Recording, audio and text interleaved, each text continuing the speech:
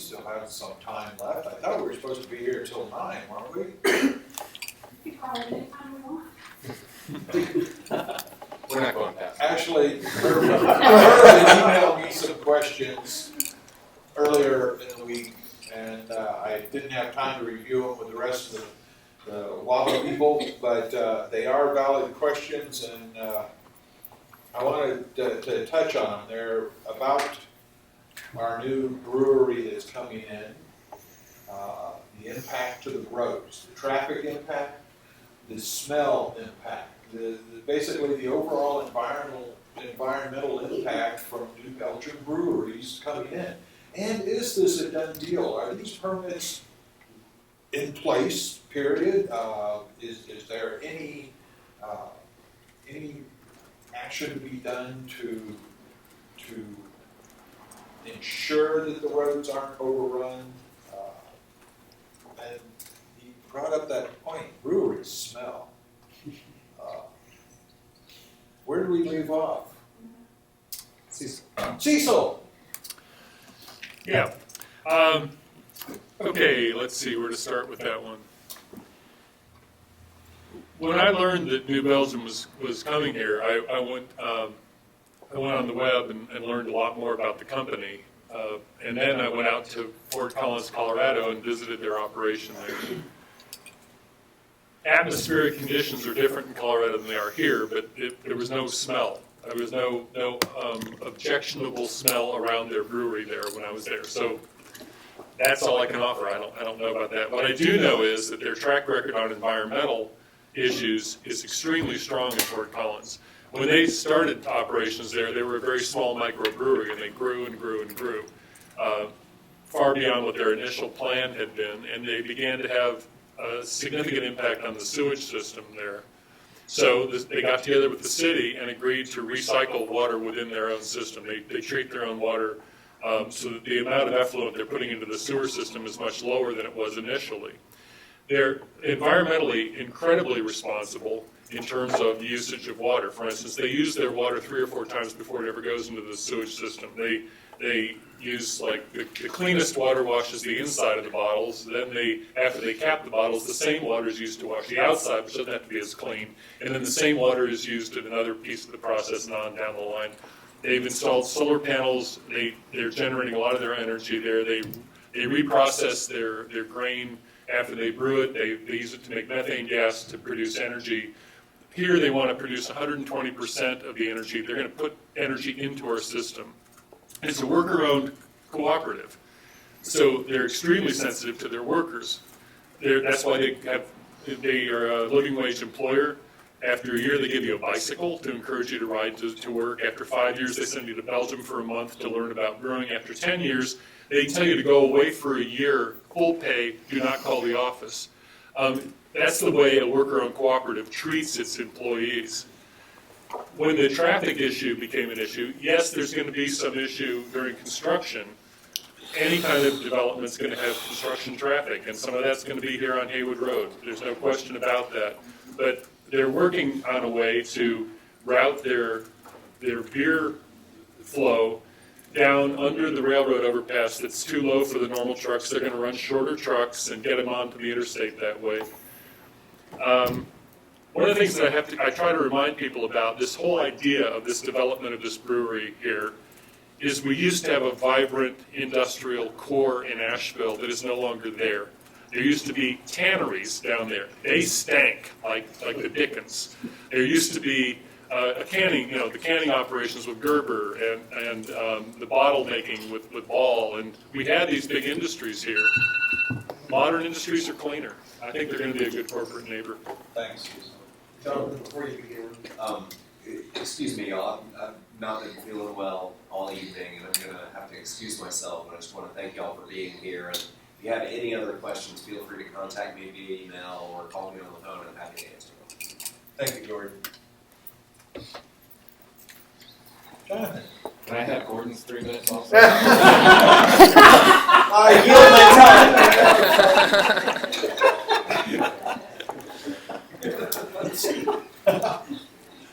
Where to start? Trucks. The very first concern, I went to the presentation at the Civic Center, and we were told that there were going to be 60 trucks a day servicing the brewery. And when we asked a follow-up question, like what kind of trucks, we learned that they're 18-wheelers. So since then, it's been winnowed down to 52 trucks a day, but that every truck that goes there needs to come back. So depending on the route, if it's a loop between their distribution center, or if it's a one back and forth, we could be looking at 104 trucks a day added to Haywood Road because the access to Riverside Drive North has not been established as feasible yet.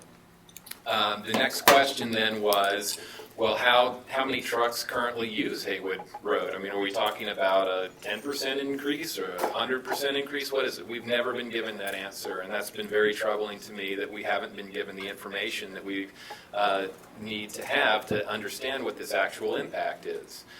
We started doing anecdotal surveys of the businesses on Haywood Road to find out how many trucks were actually being used on Haywood Road, and we came up to about 25 a day. So when you're talking about 104 trucks every day, going from 25, that's an enormous increase. But the way it was presented to us was that it was a 2.9% increase in overall traffic. So there started to be this sort of minimization of the impact and this promotion of all of the benefits. As Cecil mentioned, he went to Fort Collins and it didn't smell. Well, we asked New Belgium about the odor, and they said, well, there are various times when the odor is different. When they do a boil down, it has a different kind of a smell. So whether it was smelling in Fort Collins when Cecil was there may or may not, it's thoroughly irrelevant because it's the windiest city in the country of over 50,000 people. It's more arid compared to Asheville. It's 3,000 feet higher above sea level than Asheville, and it's dead flat. So the conditions in Fort Collins is completely irrelevant to what it is in Asheville. And I've been watching the fog in the valley in Asheville on the site every day because I pretty much live there. And the notion that we're going to put in 50 fermenting tanks that are 10 feet taller than the Smoky Park Bridge in a humid valley in the geographic center of town is absolutely ludicrous to me. I don't have any problem with New Belgium, and they're a great company and all of that kind of stuff. But because something worked in Fort Collins doesn't mean that it's going to work here. We're talking about whatever truck route is eventually chosen, it's going to be a bike route. Our most bikeable paths are going to be shared with the 18-wheelers, and the problems go on and on and on. So New Belgium's a great company. They also had an industrial mishap at one point in their history where there was such a toxic smell that it took weeks for them to correct. So just because they can be very attentive to something, they've put themselves in a place where the margin of error is zero. We cannot afford to have the property values in this town. If we're talking about increasing wealth in this town based on increased property values, it could be very possible that the term or the phrase, I saw this house in West Asheville, but so close to the brewery. I mean, those kinds of concerns are something that this is far riskier than anybody is saying. And because they buy bikes for their employees and they're worker owned, I don't really care. An 18-wheeler is an 18-wheeler, whether it's owned by the employees or not. The smell is the smell, whether it's an employee-owned thing. These problems are problems regardless as to how nice New Belgium is to their employees. These are actual problems, and I think that this is just an enormously misguided development. It's been overhyped, and to think that this is going to come off without a hitch is just absolute folly. Thank you, John. I took Gordon's 3 minutes, so I'm sorry. That's fine. Go ahead. I clearly haven't studied it to the extent that Jonathan has. I certainly understand the concerns.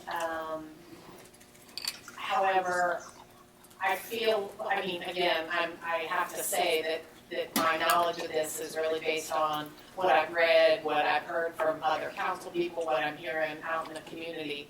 But the thing that impresses me with New Belgium is I feel that they are listening to the concerns. I do feel like they're trying to come up with solutions to these concerns. I don't think that they are acting like some crazy corporate organization that just, doesn't care what the community input is.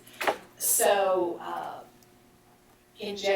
I'm supportive of New Belgium being here, and I feel like, based on what I know about the company, that they will address concerns as they come up, and that's, I think, all we can ask them to do. Thank you, Glenn. Mike? Well, John was in here, I deferred my 3 minutes to him. John, I tell you, I visited Fort Collins, and both Cecil and Jonathan was right. It's flat. The problem with Asheville, we sit in the bowl. We're in the bowl, the mountains surround us, so the smell will be stuck here. Fort Collins it's unique because they've also got a lot of bike paths. But I was amazed at the width of the bike paths. If anybody's been there, they're width of a car lane out there, and the students travel from place to place. So there's a lot of people that move from Colorado here, and they want to try to model that area, and I don't think you can totally because the structure's here natural. But as far as one way or the other, I don't know. I don't know how it's going to affect the environment. I'm for industry. God knows we need we need better paying jobs. And Cecil's right. Berger left, Ball Brothers left, Inca left, and all these, the industry, just textiles. You used to have a textile plant right over in Emma, and textiles left the country. So I don't want answers, but, Jonathan's more educated on that. And if he wants to have the rest of my time, he can have that. Yeah. Go ahead. So yeah, I've been very involved. And this is a map of West Asheville from 1925. It's a Sanborn map. And you can see they not only have all of the parcels, you'll have to come up here. You can see every business and every house on every parcel. This is from 1925, when there was a bustling industry here. So the notion that once upon a time we had a lot of industry here, 1925 is probably the higher point of that, because in 1929 we had the Great Depression. We didn't have nearly as many houses. We didn't have $500,000 houses in West Asheville.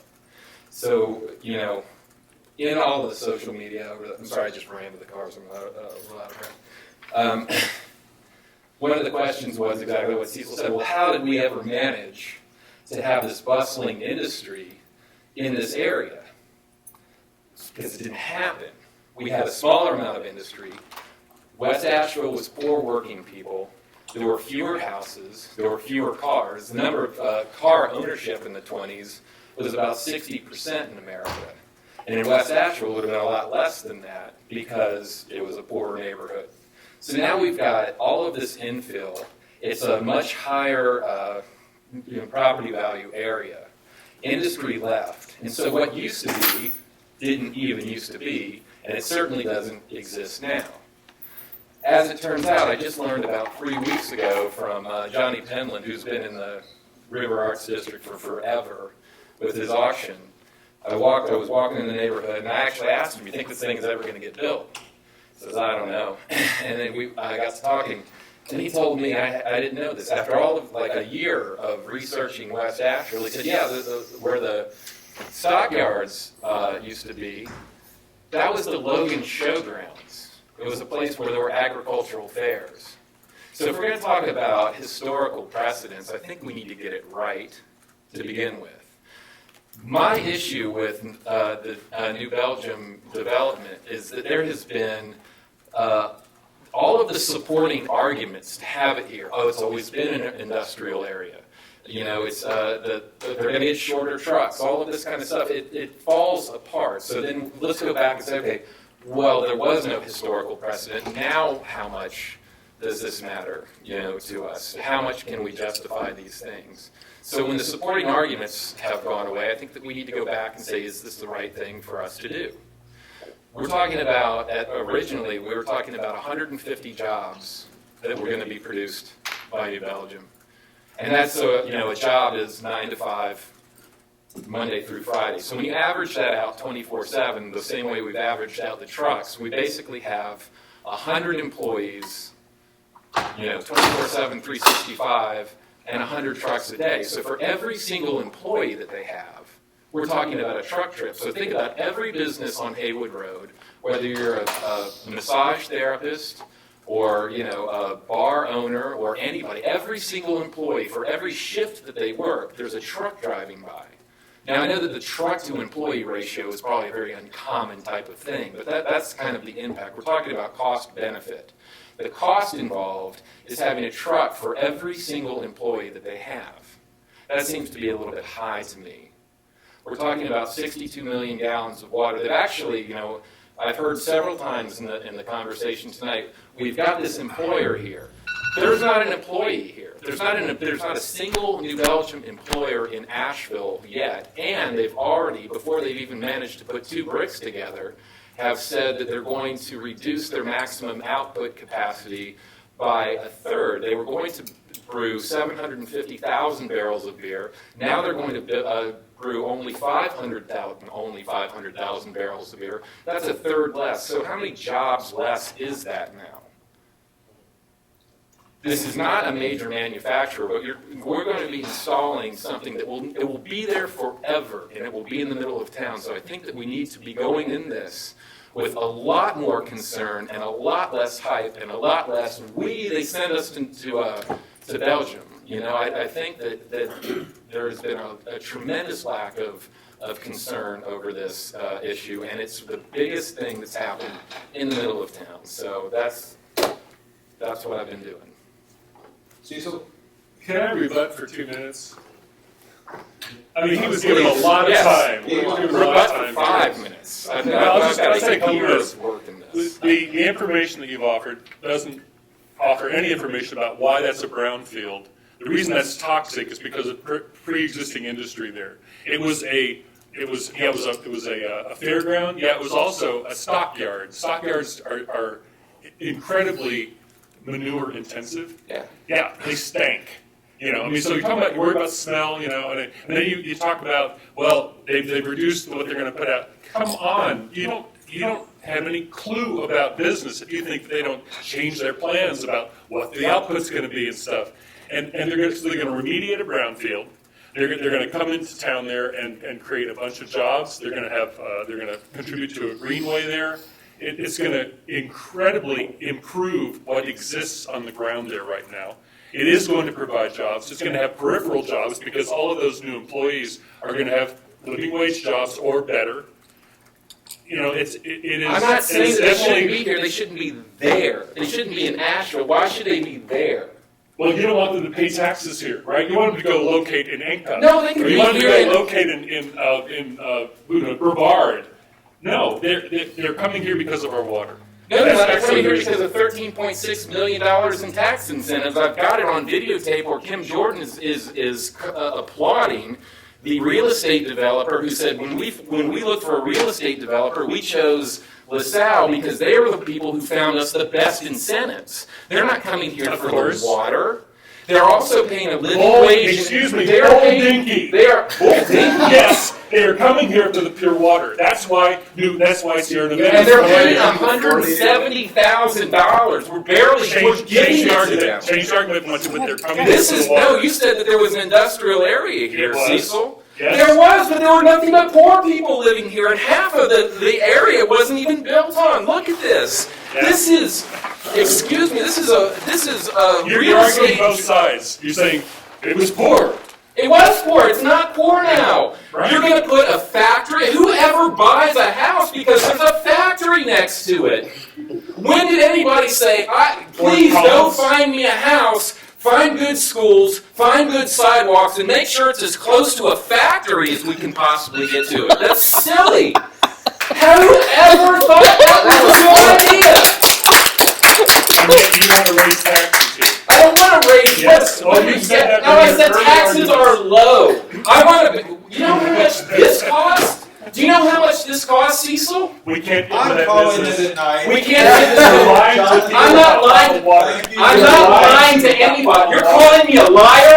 Are you calling me a liar? About the ability of the city to No, sell because water. you are too afraid to be a leader, and you will walk away from millions of dollars because you are not a leader. You are lying to I'm not people lying to about the anybody. ability of the city Las to Cruces, go- New Mexico does it. They're not North Carolina. They're not in North Carolina. Okay. So what? So you don't want to change the laws? I thought you wanted to be a leader, Cecil. Go to the state to change the law. You want to go to the state? You've been The saying city- how many city- times tonight have you been saying we need to go change the laws and we can't change this one? No, Why not? not at the city level.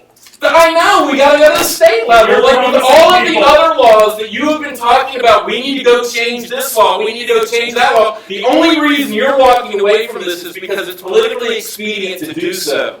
At forum after forum, you have told people in the city we can sell water to change. I said we need to engage in the work that it is going to require so that we You can promised do that it. we can make millions. We by selling could water. if somebody would be a leader and work to You're do lying it, to Cecil. the people You're that- calling me a liar? Yes. You're calling me a liar? Yes. Wow. Wow. You are an unbelievable leader, Cecil. You are an unbelievable liar, Jonathan. An unbelievable liar. I resent that. You're not a liar.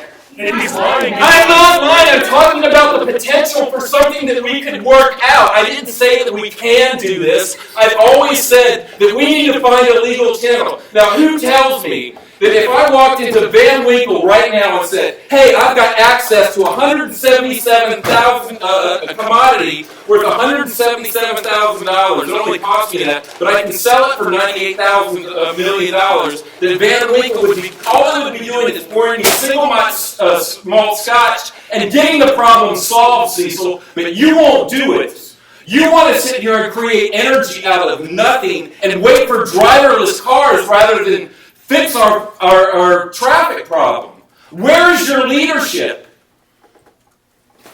I can't even believe you just called me a liar. I never said that was something that we have the legal capacity to do. It's something that we need to work on because you don't have any other answers for bringing money into this community. What's your solution, Cecil? Give me one good idea that you could possibly do to increase money into this town. May I speak now? You going to shut up for a second? No, I'm not going to shut up. You just called me a liar. I don't have any obligation to shut up. Okay, then I won't answer you. Good, you don't have an answer, Cecil. But the All policies, you've got is sanctimonious bullshit. the policies that I've helped implement in the city of Asheville have saved enormous money for the city of Asheville. Saving money, make money! Make some money, Cecil! Thank you, Jonathan. So the reason I called him a liar is that I've gotten tired of going to these forums, forum after forum, where he's promising the people of Asheville that we can make millions of dollars selling our city water on the commercial market.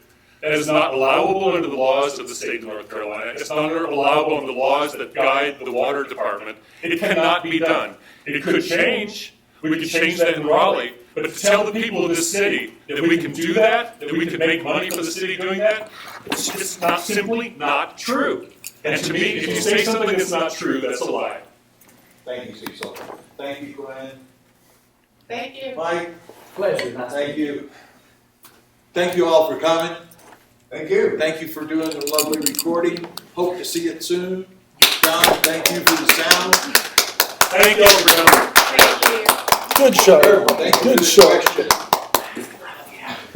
Good show. Is that the best?